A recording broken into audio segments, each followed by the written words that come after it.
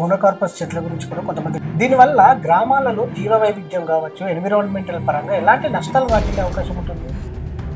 ఎప్పుడైనా ఒక రకంగా సో మనము పిచ్చి పిచ్చి చెట్లను తెచ్చి పెట్టుకోవడము మరి ఎందుకు ప్రమోట్ చేసినట్టు అంటే పిట్ట కూడా ముట్టదు అంటారు దీనికి సంబంధించి. అంటే దానికి ఇది పిట్టలు మన ఉనికి మన ప్రాబ్లం అయ్యేటట్టు కూడా కొన్ని అడవులల్లో ఇదే కాదు నర్సరీలను కూడా రెస్ట్రిక్షన్ చేయాలి. రెస్పెక్ట్ చేయండి లోకల్ చెట్లను. ఈ సోప్ చెట్ల మీద వాడి అన్ని కోట్లు. ప్రస్తుతం రాష్ట్రంలో ఒక చెట్టుపై విస్తృతమైన చర్చ జరుగుతుంది. ఏదైతే అసెంబ్లీలో స్పీకర్ గడ్డం ప్రసాద్ గారు మాట్లాడుతూ కోనోకార్పస్ చెట్టు కార్బన్ డైఆక్సైడ్ని ఎక్కువ వదులుతుంది, ఆక్సిజన్ని పీల్చుకుంటుంది, ఈ చెట్టు మీద కనీసం పిట్ట కూడా వాలదు అని వారు ప్రస్తావించడం జరిగింది. దాంతో పాటుగా ఈ చెట్లను తీసివేయండి హరితహారంలో భాగంగా గత ప్రభుత్వం ఈ మొక్కలను విరివిగా ఎక్కువగా నాటడం వల్ల ఇది రాష్ట్రానికి నష్టంగా అని కూడా ఒక రకంగా ఉద్దేశం వచ్చే విధంగా కూడా మాట్లాడారు. ఆ చెట్లను తీసివేయాలని కూడా ప్రభుత్వాన్ని కోరారు. ఇంతకీ ఈ కోనోకార్పస్ చెట్టు ఏ దేశానికి చెందినది, ఏ జాతికి చెందిన చెట్టుగా చెప్పబడింది, దీనివల్ల నష్టాలేంటి, లాభాలేంటి? దాంతోపాటుగా మరొక అంశం, గత సంవత్సరం వేప చెట్లు అనేవి చాలా మటుకు పాడైనటువంటి పరిస్థితి మనకు అనిపించింది, పురుగుపడినటువంటి విషయం మనందరూ కూడా తెలిసిందే. ఈసారి మరి ఎందువలనో కొంత క్లైమేట్ చేంజెస్ రావడం వల్ల వేప చెట్లు పాడు కాకుండా మంచిగా ఉన్నటువంటి విషయం కూడా మనందరూ తెలిసింది. ఎందుకు గత సంవత్సరం వాతావరణ మార్పుల వలన అలా జరిగిందా, ఈ సంవత్సరం వాతావరణ మార్పులలో ఏమన్నా కొంచెం సెటరేట్ అయిందా? ఈ అంశాలన్నిటిని కూడా మనం తెలుసుకుందాం. మనతో పాటు మాట్లాడడానికి ప్రముఖ పర్యావరణవేత్త సాయి భాస్కర్ రెడ్డి గారు మనతో పాటు ఉన్నారు. వారితో మాట్లాడించే ప్రయత్నం చేద్దాం. సార్ నమస్కారం. సార్, ఈ కోనోకార్పస్ చెట్టుకు సంబంధించి ఇప్పుడు రాష్ట్రంలో స్పీకర్ గారు మాట్లాడిన తర్వాత రాష్ట్ర ప్రజలలో ఈ చెట్టు గురించి తెలుసుకోవాలని చాలా ఆసక్తి చూపిస్తా ఉన్నారు. ఇంతకీ ఈ కోనోకార్పస్ చెట్టు అనేది ఏ దేశంది, ఏ జాతికి చెందినది? ఇది మామూలుగా ట్రాపికల్ క్లైమేట్ అంటాం కదా, అక్కడ సంబంధించింది. ఇక్కడ మనం మ్యాప్లో చూడవచ్చు, క్లియర్గా కనబడుతుంది. సో ఈ ప్రాంతం అంటే ట్రాపికల్ సబ్ ట్రాపికల్ ఏరియా అని అంటాం. ఇది జనరల్గా ఇది అమెరికా దగ్గర ఈ ఫ్లోరిడా నుంచి మొదలుపెట్టి ఇక్కడ Mexico, so Caribbean islands, so mostly ఇక్కడ నుంచి వచ్చింది అన్నట్టు. ఇక్కడ నేటివ్ అది. అక్కడ ఏంటంటే సముద్రం పక్కన ఉన్నా సరే, ఉప్పు నీళ్ళలు ఉన్నా సరే, తక్కువ నీళ్ళు ఉన్నా సరే, ఆ వాతావరణాన్ని తట్టుకొని అది మంచిగా మొలుస్తున్న చెట్టు. అది నేటివ్ అక్కడ. మన వేప చెట్లు లోకల్ అంటాం కదా, అక్కడ కోనోకార్పస్ నేటివ్. అక్కడ పిట్టలు ఆడ వాళ్తాయి. ఇప్పుడు చెట్టు వచ్చిందని అక్కడ పిట్టలు ఇడికి తేలేం కదా వాళ్ళనికే, ఓన్లీ చెట్టే వచ్చింది. తర్వాత మన వాళ్ళకి నాలెడ్జ్ అంటే 100% నాలెడ్జ్ ఉంది. కానీ మనకు సుందరీకరణ అని ఒకటి ఉంది కదా, స్టైలు. ఈ ఫోటో ఏడా దీనంటే నేను అమెరికాలో దీనని చెప్పవచ్చు. ఎందుకంటే ఇంకా కోనోకార్పస్ ఉంది కదా. ఇప్పుడు చెట్టు చెప్తుంది అంటే జాగ్రఫికల్ ఐడెంటిటీ అట్లయింది మనకు ఉల్టా. సో మనం పిచ్చి పిచ్చి చెట్లను తెచ్చి పెట్టుకోవడము, యాక్చువల్గా దీని మీద లా కూడా ఉంటుంది. వేరే దేశాలే విత్తనాలు కానీ చెట్లు కానీ ఈవెన్ ఎయిర్పోర్ట్లో కూడా పట్టుకుంటారు మనం అట్లాంటి తెస్తుంటే. మరి అవన్నీ కాదని చెప్పి గవర్నమెంటే దగ్గర ఉండి మరి పెట్టిపించినప్పుడు ఈ నాలెడ్జ్ మరి డిపార్ట్మెంట్ పరంగా ఉంటుంది, తర్వాత అందరు పాలసీ మేకర్స్ పరంగా ఉంటుంది. మరి ఎందుకు ప్రమోట్ చేసినట్టు అనేది ఫస్ట్ మాట. సో ఇన్నేళ్ళు దాన్ని మొత్తం స్ప్రెడ్ చేస్తే దాన్ని ఎక్కడంటే అక్కడ విజ్ఞము అది అడాప్టివ్, దానికి ప్రాబ్లం ఏమి ఉంటుంది, దానికి దుష్మనీయుడు ఉండరు. దానికి రోగం వచ్చే ఉంటే ఆ దేశం పోతే రోగం వస్తుంది.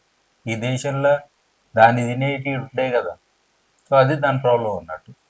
అది గట్టినే ఉంటుంది. మనకు అట్లనే ఇప్పుడు కాంగ్రెస్ గడ్డి అంటే పార్థిన్యం, అట్లనే సర్కార్ తుమ్మ, ఇది కూడా మెక్సికోకించి వచ్చింది.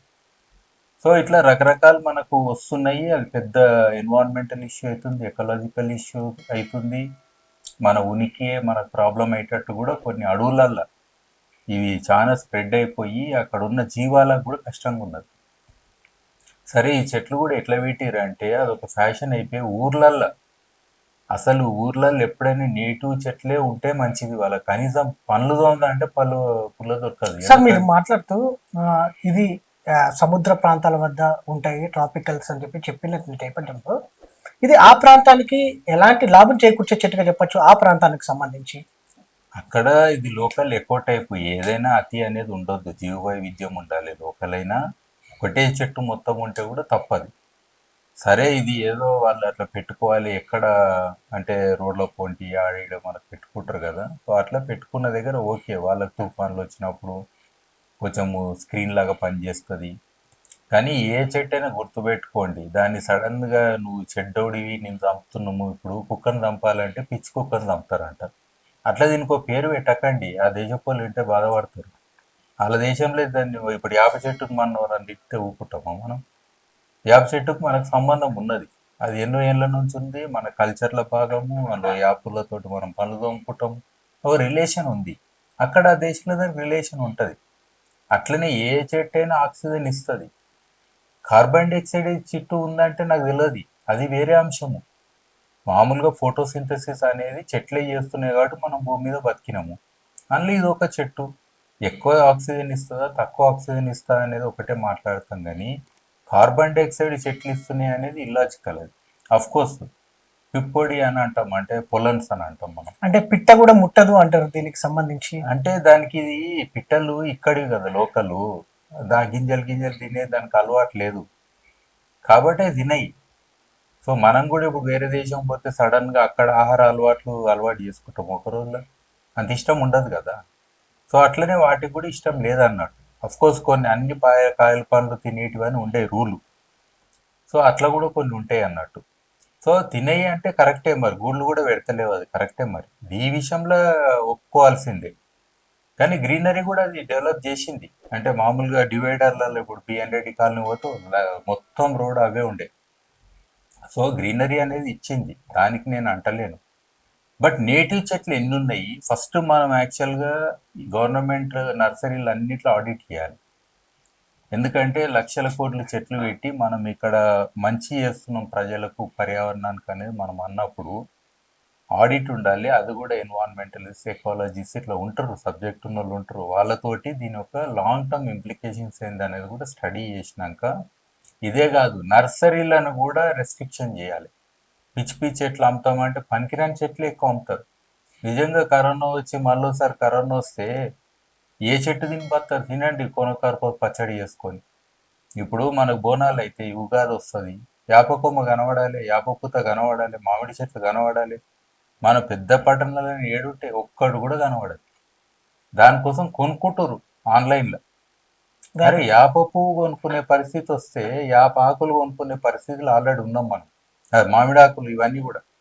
సో ఐ థింక్ అర్జెంటుగా గవర్నమెంట్ నిజంగా కూడా ఎన్నో పార్కులు చేస్తాం కదా, పార్కులలో కూడా ప్రజలకు పనికొచ్చే చెట్లు, ప్రజలకు కల్చరల్గా ట్రెడిషనల్గా ఈవెన్ యాప పుల్లలు కూడా ఫారెన్ల డాలర్ల లెక్క అమ్ముతున్నారు. మనకు అది నేచురల్గా ఏ మనిషి అని ఇట్లా తెంపుకొని రెండు యాపాకులు తిన్న ఒక పద్ధతి ఉండే. ఇంతకుముందు మీరు అన్నారు యాప చెట్లు చచ్చిపోయినాయి, చాలా చచ్చిపోయినాయి. క్లైమేట్ చేంజ్లో భాగంగా వాటికి కూడా ఫంగస్ వస్తుంది. అంటే అన్నిటిని తట్టుకుంటాం అన్న యాప చెట్టు కూడా చచ్చిపోయే పరిస్థితులు ఉంటే మన హెల్త్కి అది చాలా ఇంపార్టెంట్ అనుకున్న చెట్టు, మరి అదే పోతే మరి మన ఎట్లా చెప్పండి? అంటే జీవ వైవిధ్యాన్ని కాపాడుకోవాల్సిన ఆవశ్యకత సార్ చాలా అంటే ఉన్నది. దేశీయ చెట్లు మన నేటివ్ చెట్స్, ఈ చెట్లు ఏవేవి ఉన్నాయి అంటారు, ఎన్ని ఉన్నాయి అంటారు మన దగ్గర? చాలా ఉన్నాయి, కనీసం ఈ ప్రాంతంలో ఒక 200-300 చెట్లు ఉంటాయి. ఫుడ్ ఫోరేజింగ్ అంటారు, నిజంగా ఆకలైన వ్యక్తికి కూడా ఆ చెట్ల నుంచి వచ్చే కాయలు పండ్లు ఉంటాయి కదా ఏదో ఒకటి, వాటిని తిని కూడా మనం మంచిగా ఆరోగ్యంగా ఉండొచ్చు.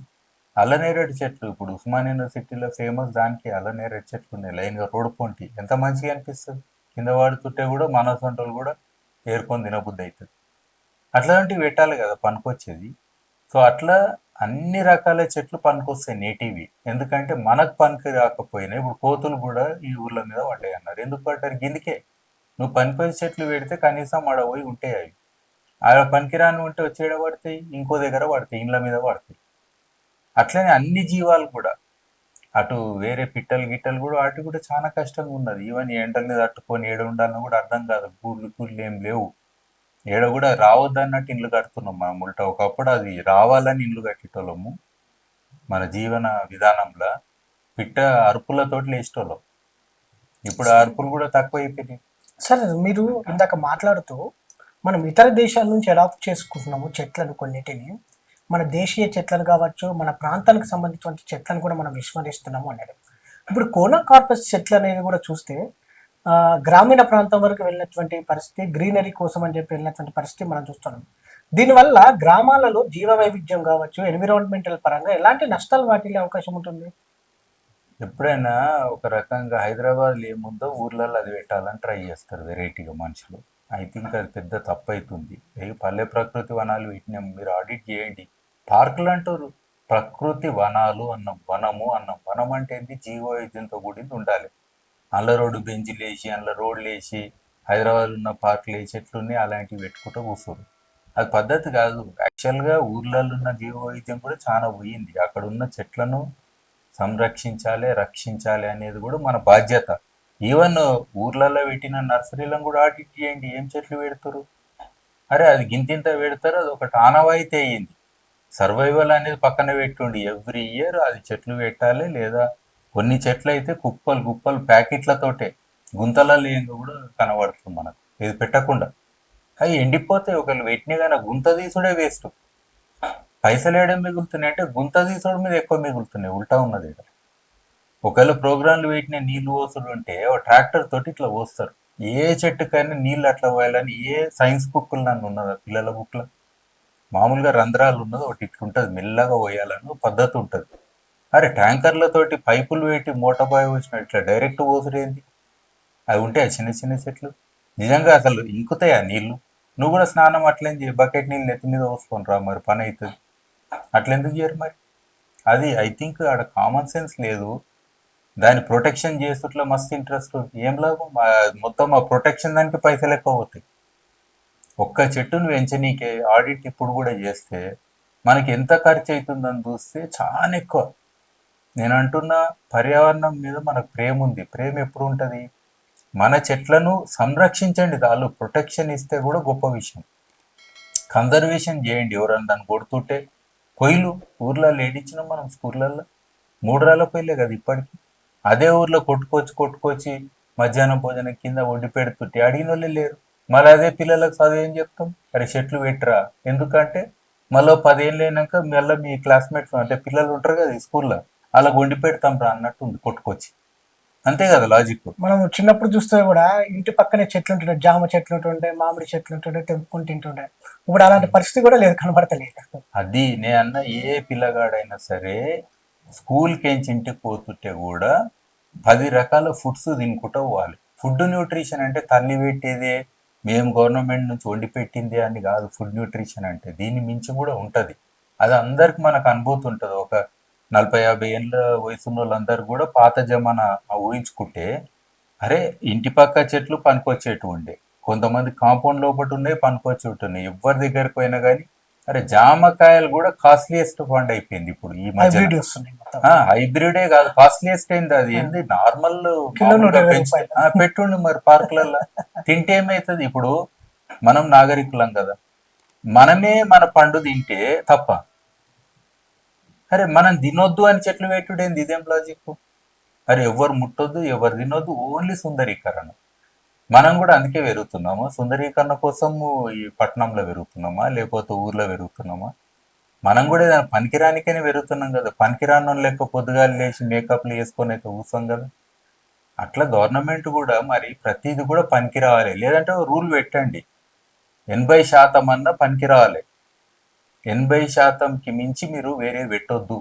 ఏది 100% ఉంటుంది కదా ఇంకా శాతం, ఆ 20% ఓకే, కొన్ని ఆర్నమెంటల్ పెట్టుకోండి. ఈవెన్ చాలా మంది లేడీస్కి దీనికి సంబంధం ఉంటుంది. ఇంటి ముందడి చెట్టు పెడితే ఆ ఇంట్లో ఉన్న వాళ్ళని అడగండి ఏ చెట్లు కావాలని, అప్పుడు వాళ్ళు సంరక్షిస్తారు. మనమే రాత్రి రాత్రి పెడతాము, మనమే తెల్లారి లేచి కొడతాం. అరే పెట్టినప్పుడు ఏం లేదు లెక్క, పీకేటప్పుడు ఏం లేదు. గవర్నమెంట్ పెట్టిరు, గవర్నమెంట్ కొట్టుకోబోతురు అంటే ఎట్లుంటుంది చెప్పండి? ఇక మనకి ఏం సంబంధం? ఎందుకు ప్రజలు కాపాడుతారు? ఆ రిలేషన్ కూడా ఉంటుంది. మీరు చూడండి, ప్రతి వ్యక్తికి ఒక చెట్టుతోటి రోజు దాన్ని చూస్తే, ఎందుకంటే మిగతా జనాలు అటు ఇటు పోతారు కానీ చెట్లు అనే ఉంటాయి. మనం ఏ ఊరికి పోయినా స్కూల్కి పోయినా ఆ పాత చెట్లు గుర్తొస్తాయి. మనుషులు లేకపోయినా చెట్లతో చాలా కనెక్ట్ అవుతాం మనం. సార్ ఇంకోటి, కోనోకార్పస్ చెట్ల గురించి కూడా కొంతమంది డాక్టర్లతో కూడా మాట్లాడితే వాళ్ళు ఏమన్నా అంటే, ఎలర్జీస్కి దారితీస్తుంది, రెస్పిరేటరీ ప్రాబ్లం ఉంటుంది అని అన్నారు. వాస్తవానికి ఈ సమస్యలు ఉంటాయా సార్? ఉంటాయి. ఇగో సెన్సిటివ్ ఉన్నోళ్ళకు అన్ని సమస్యలు ఉంటాయి. అసలు హైదరాబాద్లో ఉంటేనే డస్ట్ గిస్ట్ PM2.5 PM10 అందులో భాగంగా ఇది కూడా యాడ్ అయితే డెఫినెట్గా ఇంకెక్కువ అవుతాయి. ఇది కామన్. ఇది అంటే ఆ సెన్సిటివ్ ఉన్నోళ్ళకు అయితే కొన్ని చెట్లల్లో పొలను మన దేశంది కాదు కాబట్టి మనకు అడ్జస్ట్ అయ్యి ఉండడం అనే దాంట్లో కొంతమందికి రియాక్షన్ అయ్యి ఉంటుంది. కానీ కంపల్సరీ అని కాదు. అట్లాంటి ఇప్పటికల్లా మనం హాస్పిటల్ పూట తిరిగేది ఉంటాయి కదా అందరము, అప్పుడు డాక్టర్లు కొట్టిపిస్తుండే ఇప్పటికల్లా. అందులో ఉన్న కారణాలల్లో ఇది ఒక కారణం. కానీ ఈ పొలన్ తోటి కూడా గుర్తుపెట్టుకోండి, పుప్పొడి నెగిటివ్ కాదు. అది చాలా మటుకు ఇప్పుడు తేనెటీగలకు దానికి ఒక అభినవ సంబంధం ఉంటుంది. దాంతోటే కదా ఇంకా పండ్లు కాయలు అయ్యేది. ఇదే కాదు, వర్షపాతం రానికి కూడా క్లౌడ్ సీడింగ్ అని అంటాం. అందులో కూడా ఈ పుప్పొడి మీదికి పోయి మళ్ళీ వర్షం పట్టేట్టు చేస్తుంది. ఉప్పడి వల్ల. సో అట్లా దాని రిలేషన్ దానికి ఉంది. ఎంతో హైట్ లో కూడా పోతాయి అవి. ఏది ఏ చెట్టు సార్? అన్ని చెట్లే పోతాయి. ఓన్లీ పెద్ద పెద్ద మన పండ్ల చెట్లు ఉంటాయి కదా, జర కాయ పెద్దగా ఉండి టెంకలు పెద్దగా ఉండి దానివి పోవు. మామూలుగా దాదాపుగా అన్ని చెట్ల పుప్పొడి కూడా మీదికి పోయి వర్షం పడేటట్టు కూడా చేస్తాయి. ఎందుకంటే విత్తనానికి దీని ఒక నీటి బిందువుకి చాలా ఫార్మేషన్ కానీ ఒక సంబంధం ఉంటుంది. సో కాబట్టి అట్లా కూడా అవుతుంది.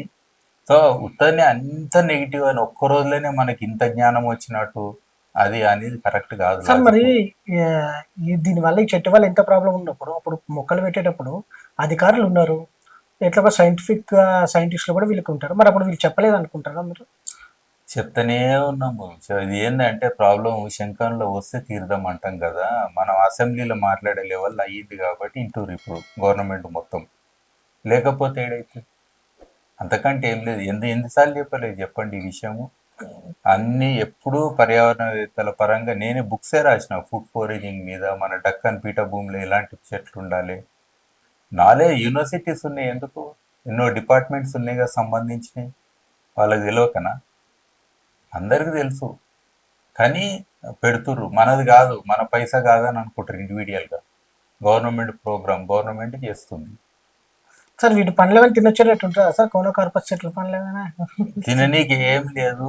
నాకు ధనియాల పొడి ఉంటది కదా, ధనియాల ఒకవేళ ఆ టైపు పడిపోతుంటది అది సన్నం. నాకు డౌట్ కూడా వచ్చింది, ఎనడా నీళ్ళు ధనియాల ఇలా కలిపిగిట అమ్మగల టేస్ట్ లేదు, గీస్ లేదు, ఏం లేదు. ఇట్లా అంటే ఎండిపోయిన కాయలు ధనియాలను మనము దంచినాక అయితే కదా పౌడరు, ఆ టైపు కనబడ్డది.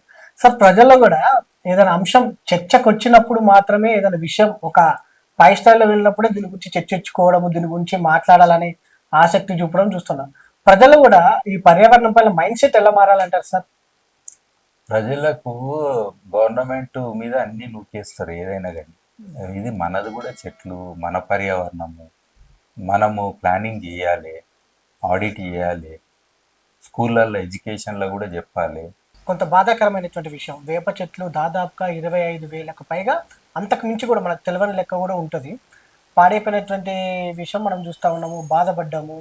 అసలు ఎందుకంటారు ఈ ఇయర్ ఒక శుభ పరిణామం ఏంటంటే వేప చెట్లు ఎండిపోలేదు, దాంతోపాటుగా వేప చెట్టు పురుగు పట్టలేదు, కొంత వేప వాసన కూడా ఎక్కువ పెరిగినటువంటి విషయం మనం చూస్తూ ఉన్నాం. ఏంటి సార్ గత సంవత్సరానికి ఈ సంవత్సరానికి క్లైమేట్ చేంజెస్ ఏమైనా జరిగాయా? అది యాక్చువల్గా ఇది ఫంగల్ ఇన్ఫెక్షన్ అంటాం. ఇది తేమ తక్కువ ఉన్నందుకు దాని ఒక టిప్స్ ఉంటాయి కదా, కొనల నుంచి మొదలైన గుర్తుపెట్టుకోండి. అది యాప్ చెట్టు చనిపోవడం అనేది మన చిగుర్లు అంటాం కదా, ఆకు చిగురుకెంచి చనిపోవడం మొదలైంది. సో అది ఎన్ని వేలు చచ్చిపోయింది అనేది కూడా లెక్క లేదు. చాలా మందికి అయితే ఎమోషనల్గా కూడా ఇంటి ముందట చెట్టు రోజు ఇంత క్షీణించి పోతుంటే చాలా బాధ అయింది. ఇది క్లైమేట్ చేంజ్లో డెఫినెట్గా మనకు రిలేటివ్ హ్యూమిడిటీ అని అంటాం. ఇప్పుడు మనకు కూడా చర్మ వ్యాధులు వస్తాయి కదా, స్కిన్ డిజీజెస్ రకరకాలు వస్తాయి, తేమ సరిగా లేనందుకు, ఎక్కువ అవి కూడా. సో అట్లనే వాటికి కూడా అయింది అన్నట్టు. సో ఈ ఇయర్ కొంచెం వాతావరణం మంచిగా ఉందని ఉన్నాయి, కానీ మళ్ళీ రిపీట్ కాదని రూల్ ఏం లేదు. కానీ మనం నమ్ముకున్న చెట్టు ఏదైతే ఉన్నదో అంటే అన్నిటికీ మనకు అన్ని దాని యాప పుల్ల కాంచి ఆకు కానీ కల్చరల్గా ట్రెడిషనల్గా పండుగలకు ఇట్లా అన్నిటికీ పనికొచ్చేది దాన్ని కట్టే. సో అలాంటి చెట్టే పోయినందుకు చాలా బాధ అయింది. ఇట్లా మనకి ఇంకా క్లైమేట్ చేంజ్లో భాగంగా ఇలాంటి డిజాస్టర్స్ ఇంకా చూడబోతాం మనం ఇంకా ఫ్యూచర్లో. అందులో ఏ చెట్లు ఏమైతే అనేది కూడా తెలియదు. ఫారెస్ట్ ఫైర్ ఒకటి మేజర్ కన్సర్న్ ఇప్పుడు. తక్కువ వర్షపాతం అయ్యి లేదా బాగా డ్రైనేజ్ ఉన్నందుకు అమెరికాలోనే కొన్ని వేల ఎకరాలు మొత్తం బూడిదయ్యి, కాలిఫోర్నియా అంటాము ఆ ఏరియాలో. అయితే అలాంటి పరిస్థితి ఇప్పుడు కూడా మీరు చూస్తే దావానం అంటాం కదా, మన అడవులు కూడా చాలా తగలబడిపోతున్నాయి. మనకు తెలియదు, అది రికార్డు కింద చెప్పరు. అలర్ట్ అని ఒకటి దొరుకుతుంది మనకు అందులో, అంటే యాప్ అందులో కనబడుతుంది ఎక్కడెక్కడ ఇవి కాలుతున్నాయి చెట్లు అనేది. సో అది నిరంతరంగా అవుతున్నది మళ్ళీ, అంటే మనుషుల తప్పిదము లేకపోతే నేచురల్ దాని ద్వారానో ఈ అగ్గి అనేది కూడా దావానం లాగా అవుతున్నది. ఇది కూడా ఇంకా పెరుగుతాయి క్లైమేట్ చేంజ్లో, ఎందుకంటే భూమి వేడెక్కింది, యావరేజ్ టెంపరేచర్స్ పెరిగినాయి. సో అదే కాదు, నీళ్లు, గ్రౌండ్ వాటర్ అనేది కూడా తగ్గిపోయింది. లేదా ఇప్పుడు కోనోకార్పస్ లాంటి చెట్లకు రూట్ సిస్టమ్ గట్టిగా ఉంది, మంచిగా ఉంది, అవి భూగర్భ జలాలు కూడా గుంజుకుంటాయి. అది వీటి వల్ల భూగర్భ జలాలు కూడా దెబ్బతింటాయా సార్? డెఫినెట్గా. ఇగో పనికొచ్చే చెట్టు అయితేనేమో మనం ఏమనం దాన్ని, పనికిరాని చెట్టు నీళ్ళు తాగితే ఏమంటాం మనం, అంతే కదా. సో అట్లా దీనికి అందుకే అవన్నీ కూడా ఇష్యూస్ ఉన్నాయి అన్నట్టు.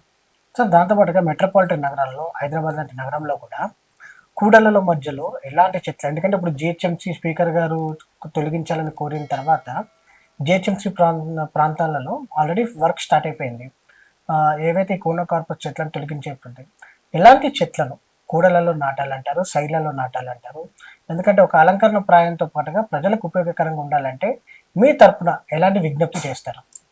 యాక్చువల్గా హైదరాబాద్ కూడా సెమీ ఏరిడ్ ప్రాంతం అంటాం, అంటే తక్కువ వర్షపాతం ఉన్న ఒక ఏరియా. ఫస్ట్ డ్రౌట్ రెసిస్టెంట్ అని అంటాం. డ్రౌట్ రెసిస్టెంట్ ఫర్ ఎగ్జాంపుల్ ఉసిరి చెట్లు పెట్టండి, ఎవరొద్దన్న. చిన్న ఉసిరి పెట్టండి, పెద్ద ఉసిరి పెట్టండి, తింటారు కదా పిల్లలు కూడా, విటమిన్స్ అంటే ఇమ్యూనిటీ ఉంటుంది. అట్లనే మళ్ళీ మనకు రేగి పండ్ల చెట్లు పెట్టండి, అల్లనేరేడు చెట్లు పెట్టండి, మీకు ఎక్కడైతే కొంచెం హైట్ ఉన్నా సరే చెట్లు ప్రాబ్లం లేదంటే. అట్లా మనకు వందల చెట్లు ఉన్నాయి లోకల్వి. సో ఇప్పుడు జానపండ్ల చెట్లు పెట్టండి వద్దన్నారు, ఏమవుతుంది పెడితే, అడవి చెట్లు పెడితే తప్ప. ఇప్పుడు ఔటర్ రింగ్ రోడ్డు 155 కిలోమీటర్లు ఉంటాయి మనకు, మరి ఆడ కూడా ఇట్లాంటి పనికొచ్చేట్లది మనం ఫుల్ పెట్టేయచ్చు, పండ్లే పెట్టవచ్చు. నేను చూసిన కొన్ని వేరే దేశాలల్లో అరటి చెట్లు కూడా పెట్టిరాడ. పెట్టి మీరు జీవనోపాధులు ఇవ్వండి, ఆడ ఉన్న వాళ్ళకి ఎవరినో కొన్ని మీరు చూసుకోండి అని అంటే అది చూస్తారు.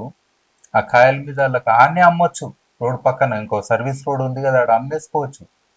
అట్లా మనకు రెవెన్యూ కూడా వస్తుంది. అట్లనే కార్బన్ సిక్విస్టేషన్ ఇష్యూస్ ఉన్నాయి మనకు, అంటే ఎంత మనము గాలిలో ఉన్న కార్బన్ డైఆక్సైడ్ చెట్ల ద్వారా గుంజుతున్నాం, మన క్రెడిట్స్ కూడా వస్తాయి గవర్నమెంట్కి. సో అట్లా చేస్తే అటు నీళ్లు సంరక్షణ ఇచ్చినట్టు, అంటే చెట్లుంటే వర్షం మంచిగా పడుతుంది, మళ్ళీ నీళ్లు కూడా మంచిగా భూగర్భానికి పోతాయి, ఇవన్నీ అయితే పొల్యూషన్ తగ్గుతుంది. సో ఇట్లా మనం ప్లానింగ్ చేస్తే కరేపాకు చెట్లు పెట్టినా నడుస్తుంది, గోరెంటాకు చెట్లు పెట్టుండే ప్రతి కాలనీలో ఇన్ని అని, మహిళలు ఎంత మంచిగా హ్యాపీగా ఉంటారు. ఆ మందారాకుల చెట్లు పెట్టండి. నేను ఉత్తయ్య చెప్తలే, నేను మా ఇంటి పక్కన ఇవే పెట్టి చెప్తున్నాను. పత్తి చెట్లు పెట్టండి, పత్తి చెట్లు, కంది చెట్లు, ఇట్లా పెట్టవచ్చు మనం. పర్మనెంట్గా ఉంటాయి, పెరీనియల్, అవి కాస్తూనే ఉంటాయి. ఎన్నెన్న తిన్నాను, పిట్టలు తిన్నాను, మనుషులు తిన్నాను ఉంటాయి కదా. సార్ పిట్టెందుకు వాళ్ళు సార్ కోనో కార్పస్ మీద అసలు? అది కైనపే అట్లా ఉంటుంది, దాని కొమ్మల వల్ల పోయి ఇప్పుడు పెట్టుకునేటట్టు లేదు. రెండోది మనం పెట్టిన జాగాలన్నీ రోడ్ల సార్ ఇది పొంటి మొక్క పెట్టిన తర్వాత ఎన్ని రోజులు వృక్షంగా మారుతుంది ఇది, ఈ చెట్టు మీద కోనో కార్పస్? వెంటనే మొలుస్తుంది, దానికి ఏది కాంపిటీషన్ లేదు కదా. మామూలుగా పురుగు అన్న 2 ఆకులు తింటే మెల్లగా వస్తుంది. యాప చెట్టు కూడా పురుగు తగులుతుంది, మనం చూసినాం. దీనికి అది కూడా లేదు. పురుగు కూడా ముట్టని చెట్టు. నేనంట ఇక రేపు పొద్దున ఏ బోనాలు అయితే ఇవే పట్టుకొని ఊగుతారేమో అని నాకు డౌట్. శిగం రానికే కూడా ఇదే కార్పస్ తయారయ్యేటట్టుందని నాకు డౌట్. ఎందుకంటే ఏం లేకపోతే ఏం చేస్తారు మనోళ్ళు, అట్లా అయింది. అది కల్చరల్లో ఇంకా కొన్ని రోజులు ఇప్పటికే మనోళ్ళు విత్తనాలు మనకి కావరనైనా అంటే దేశీ విత్తనాలు అని ప్రపంచంలో ఉన్న కొత్త కొత్త విత్తనాలు తెచ్చి మళ్ళీ ఈడ పెడతారు. దేశీ అంటారు, నాకు అర్థం కాదు. దేశీ అంటే ఎక్కడ, ఆ దేశం దేశీ, టమాటా మనది కాదు, ఆలుగడ్డ మనది కాదు, ఇట్లా చెప్పుకుంటూ పోతుంది ఉన్నమాట. ఇప్పుడు ఈ దేశంలో టమాటా మనది కాదు, ఆలుగడ్డ మనది కాదంటే నా ఎంట పడతారు. అరే నిజంగా అది ఒరిజిన్ ఏడనో చూసుకోండి. మిరపకాయలు మనవి కావు, మరి ఎందుకు వచ్చినాయి ఇవన్నీ? వచ్చి ఇప్పుడు మనం దేశీ అంటాం వాటిని. ఇంకోటి మన రీసెర్చ్ ఇన్స్టిట్యూట్లో అస్సలేం తెలియదు, మళ్ళీ ఇన్ బిట్వీన్ అది ఇది కలిపి ఇంకోటి తయారు చేస్తారు, మళ్ళీ జిఎంఓ లెవెల్లో చేస్తారు. ఆఖరికి ఇంకా దేని మీద ఓనర్షిప్ ఉందో చెప్పండి మీరు. ఆడ కూడా ఇప్పుడు పశువులు కూడా మనకి కానీ ఉన్నాయి. దేశీ ఆవులే పెంచుతున్నామా, దేశీ బర్రెలే పెంచుతున్నామా, లేదు. ఆడ కూడా కోనోకార్పస్లకి ఎన్నో వచ్చేసినాయి కదా, అంటే సంబంధం లేని.